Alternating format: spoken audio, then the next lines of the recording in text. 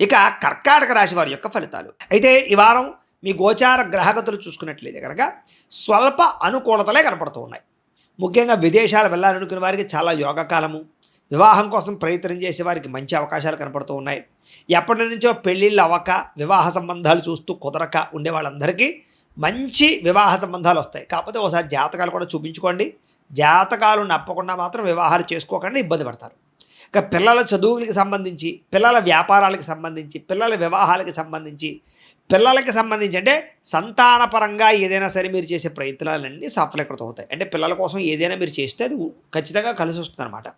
ఇక విడిపోయినటువంటి ప్రేమికులు కూడా తిరిగి కలుసుకునే అవకాశాలు, గొడవలు తగ్గే అవకాశాలు, లేదా ఇద్దరు కూర్చుని చక్కగా మాట్లాడుకుని మంచి నిర్ణయాలు తీసుకునే అవకాశాలు కనపడుతున్నాయి.